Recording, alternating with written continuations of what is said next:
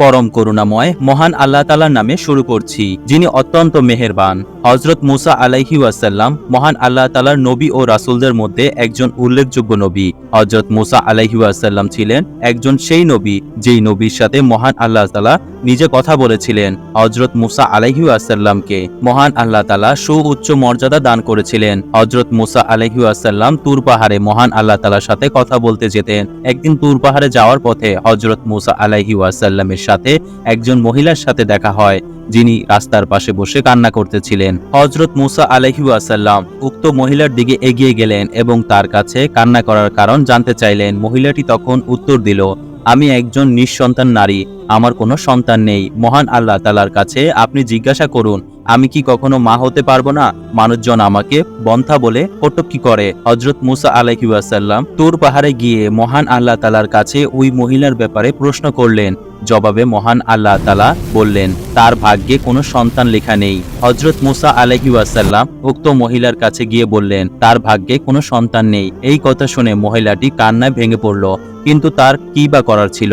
একদিন একজন ফকির ওই মহিলাটির বাড়িতে গিয়ে এবং তাকে বলল, আমাকে রুটি দিন, আমি খুবই ক্ষুধার্ত। মহিলাটি যখন ফকিরের ডাক শুনে দরজার কাছে গেল, তখন ফকির তাকে বলল, আপনি আমাকে যতগুলো রুটি দেবেন আমি মহান আল্লাহ তাআলার কাছে দোয়া করব, মহান আল্লাহ তাআলা আপনাকে ততগুলো পুত্র সন্তান দান করবেন। সেই মহিলাটি তখন সেই ভিক্ষুককে 4টি রুটি দান করলেন এবং আল্লাহ তাআলার অসীম করুণায় এই মহিলা 4 জন পুত্র সন্তানের জন্ম দিল এবং সে খুব খুশি ছিল। হযরত মুসা আলাইহি ওয়াসাল্লাম এই মহিলার বাড়ির পাশ দিয়ে যাচ্ছিলেন। মহিলাটি তখন হযরত মুসা আলাইহি ওয়াসাল্লামকে প্রশ্ন করল, আপনি তো বলেছিলেন আমার কোনো সন্তান হবে না, কিন্তু এই দেখুন আমার 4 ছেলে।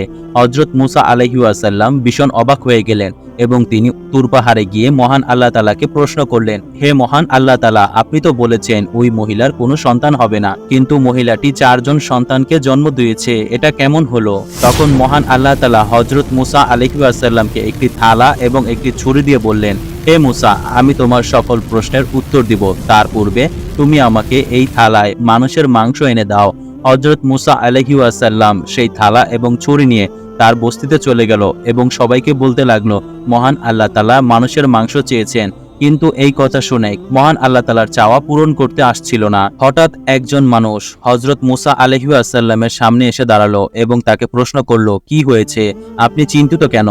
হযরত মুসা আলাইহি ওয়াসাল্লাম তাকে বললেন, মহান আল্লাহ তাআলা মানুষের মাংস চেয়েছেন, কিন্তু কেউ এই মাংস দিতে রাজি হচ্ছে না। তখন সেই বান্দা ছুরি উঠালো এবং তার শরীর থেকে মাংস কেটে থালা ভর্তি করে দিল। হযরত মুসা আলাইহি ওয়াসাল্লাম তুর পাহাড়ে গিয়ে মাংস ভর্তি থালা মহান আল্লাহ তাআলার সামনে রাখলেন এবং তখন মহান আল্লাহ তাআলা বললেন, হে মুসা, তোমার বস্তিতে যাওয়ার কি দরকার ছিল? তুমিও তো মানুষ, তুমিও তো মাংস দিতে পারতে, এটাই তোমার প্রশ্নের জবাব। সে বান্দা আমাকে নিজের শরীর থেকে মাংস দিয়েছে, আমি তার দোয়ায় এই মহিলাকে 4 জন সন্তান দিয়েছি। যখন কেউ আমার রাস্তায় সবকিছু বিলিয়ে দেয়, আমি তার ডাকে আমার নির্ধারণ করা ভাগ্য বদলে দেই। সুবহানাল্লাহ।